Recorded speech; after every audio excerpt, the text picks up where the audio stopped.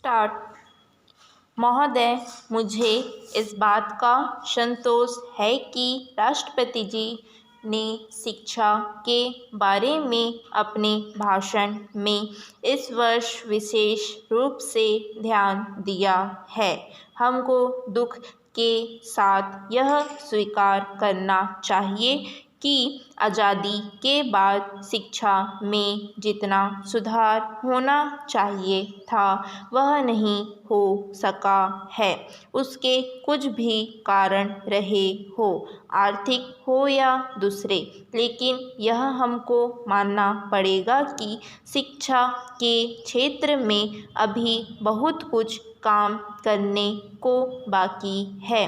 शिक्षा आयोग की रिपोर्ट में जो सिफारिश है उनको तुरंत अमल में लाया जाना चाहिए था, परंतु ऐसा नहीं किया गया। इसके कई कारण हैं। योजना आयोग ने और भारत सरकार ने बुनियादी शिक्षा को स्वीकार किया है।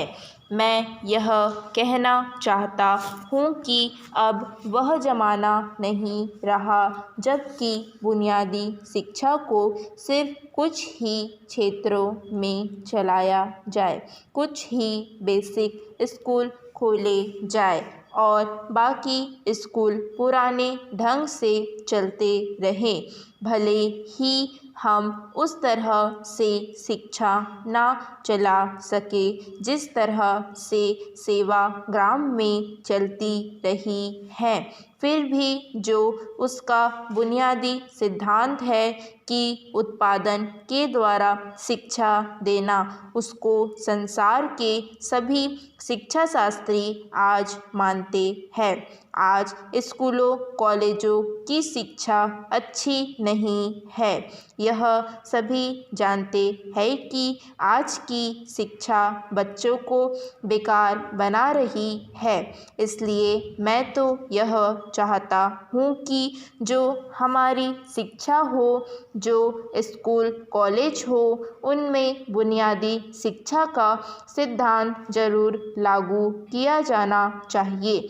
यह नहीं होना चाहिए कि कुछ बेसिक स्कूल खोले जाए और बाकी सभी पुराने ढंग पर चलते रहे।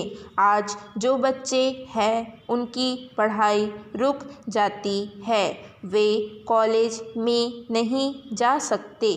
मैं समझता हूँ कि हमारा शिक्षा मंत्रालय इसकी तरफ पूरा ध्यान देगा ताकि राष्ट्रपति जी ने अपनी भाषण में जो कुछ कहा है वह पूरा हो सके और शिक्षा के क्षेत्र में परिवर्तन हो सके। पैरा, हम यह अक्सर कहते हैं कि जब नई सरकार आती है तो नया झंडा होना चाहिए, लेकिन मैं समझता हूँ कि नई सरकार के आने के साथ नई शिक्षा का आना भी बहुत ज़रूरी है। राष्ट्रपति जी के भाषण में दलित जातियों के बारे में भी जिक्र है। मैं उसको बहुत महत्वपूर्ण मानता हूँ।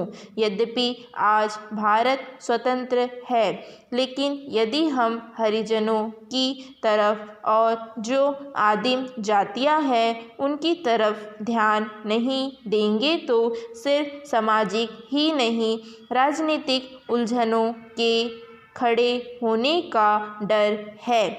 मुझे बहुत खुशी है कि गणतंत्र दिवस के अवसर पर दिल्ली में देश के कोने कोने से आदिवासी भाग ले रहे हैं। यह न केवल सांस्कृतिक दृष्टि से महत्वपूर्ण है बल्कि राजनीतिक दृष्टि से भी बहुत महत्वपूर्ण है। हमको समझना चाहिए कि जो आदिवासी लोग हैं, जो आदिवासी क्षेत्र हैं, वे भारत के अभिन्न अंग है।